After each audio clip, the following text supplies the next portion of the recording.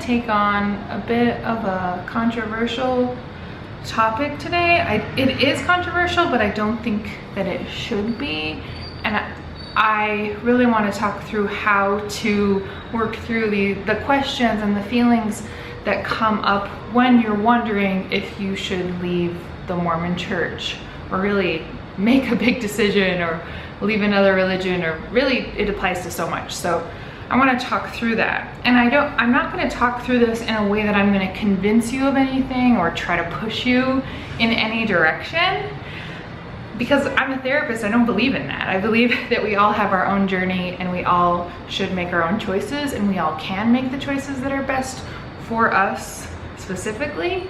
But I also think that most of us, not all of us, need some help and some support along the way. So when I was thinking about this question, I was thinking, like, what would have been helpful for me when I was kind of questioning and transitioning, and what would be helpful for my clients, and why is it so hard? So that's all the stuff I was thinking about. And I really think that one of the things that makes it so tough is that it's so kind of taboo to talk about these feelings and questions, and it's really frowned upon. And that's one of my earliest memories, questioning the church when I was really little. And I hate how we say the church, right? I hate that. So I'm trying to say the Mormon Church or make it more specific, but I still get caught up in that sort of push that was always the church, right? That's how we were taught to say it. But I remember questioning this when I was little and really getting pushed aside for it and kind of pushed down for it a lot. And I remember really specifically one of my family members, one of my uncles, left when I was really young, and the way my mom described it to me was, he learned too much, so he left. And I was little and thinking, what? So we have to be dumb to stay? Like we can't learn too much, or we're gonna leave? That doesn't sound like anything that I want to be a part of. Like, those were my thoughts when I was little, and I didn't really know how to work through them or anything, but I just thought, that's crazy, right? Don't we want to be smart and learn? Why would I want to say anything that I would have to be dumb in? That was kind of how I felt about it, right? And what she was saying, essentially, what she was trying to say from her perspective, is that he got too worldly. He thought he was smarter than the church, all of that stuff. But really, she looking elsewhere and looking for any other knowledge or answers outside of what the Mormon Church taught. She looked at that as wrong. And really, I think that's something that keeps people stuck and almost tricked into believing something in a certain way, because it's not taught to us to look elsewhere and to talk about it and have all these conversations. That's really frowned upon, and that really keeps you stuck in one way of thinking, right?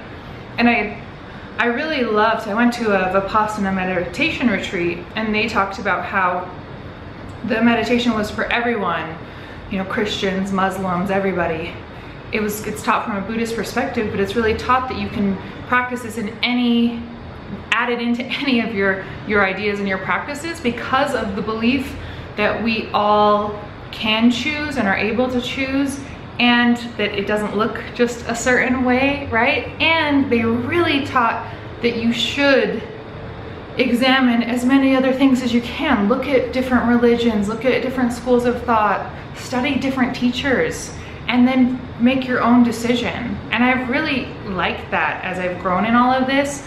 I have liked the books that talk about, this is what the Buddha said on this topic, this is what Jesus said on this topic, and this is where all of these people and religions kind of line up in really cool ways sometimes. And I think it's really cool to research that. And so that's one thing that I will say I think you should do if you're questioning this, is you should research. And people who tell you not to research, sorry, that's not helpful. If you want real answers, then you need to do research. And you need to look into everything. Look into as much as you can. That's good. And then make an informed decision off of that.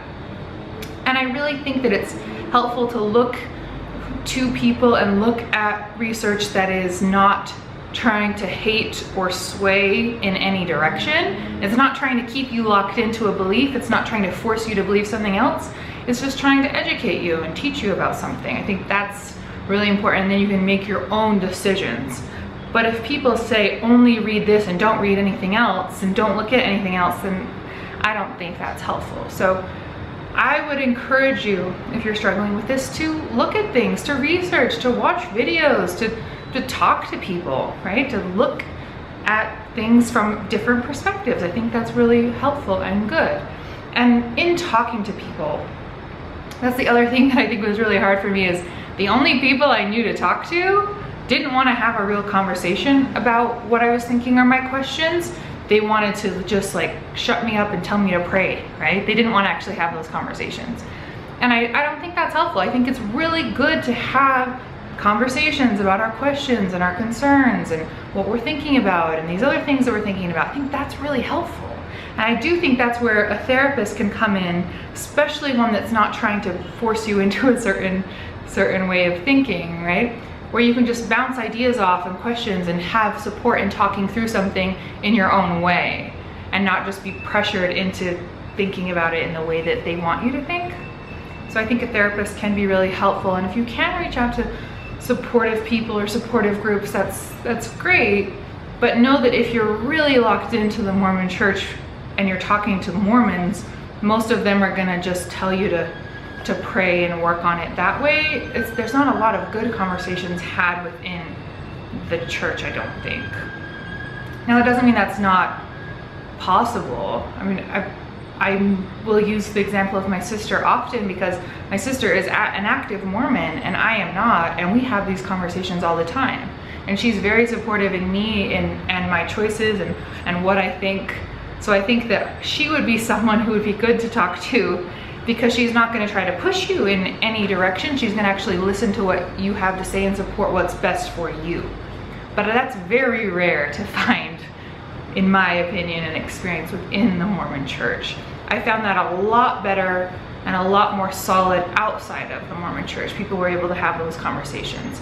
And those are the conversations that I want to have with people too, and that I want to bring up, is that let's talk about this. What do you love about the Mormon Church? What do you not like? What are you questioning? What do you need to know more about? You know, talk about that stuff and get it out, because that's helpful. That's really, really helpful. See, I wrote down some things just so I wouldn't forget. Yeah, I think I covered the things that I think are really hard. The fact that we don't talk about it enough. It's frowned upon to talk about it. It's frowned upon to question. Curiosity is sort of frowned upon. It's not something that we cultivate. I think it should be in any religion. I think it should be something, not even just religion, anything. I think curiosity should always be cultivated. And what are you curious about? What are you wondering about? What are you thinking? Like, let's talk about all of that stuff, because those are some powerful things, and you can really grow from there. So I know this is hard, and I think it's an individual decision, and I think whatever you come to, you can keep evaluating it if you want to, or you can just dive right into that decision and get support on it, whatever it is, whether it's leaving, whether it's staying, whether it's trying to find a mix of the two, right? Like still staying involved, but keeping some of these other things that you're interested in. There's so many ways to do it. And I know so many people who do it. I know people who choose to stay. I know people who choose to jump out so far and completely just dismiss themselves from the whole community. I know people who their partner decides to stay and they decide to leave, so they have to work out kind of a mixed family that way. So there's not one answer, and there shouldn't be, in my opinion. So if you need help talking through that or thinking through that, talk to me. Know that I won't try to sway you in any direction, but I will help you work through and talk through what is best for you as an individual. And I think that's key. So guys, ask me your questions. If you have any questions, like the video if you found it helpful, subscribe to my channel, all of those things. I hate self-promotion, but it really is helpful to keep this growing and to support people and create a community where we can all support each other. So comment, you know, let's just support each other in this and not be alone, because that was so hard for me going through this so alone. And that's what I want to prevent and help people with, because I know this is such a lonely process, and questioning and going through all this is so lonely, but it doesn't have to be. This is one tiny community, and we can create this bigger community where we can all be really supportive. So thank you for listening to all of my thoughts, and yes, please reach out to me if you need anything.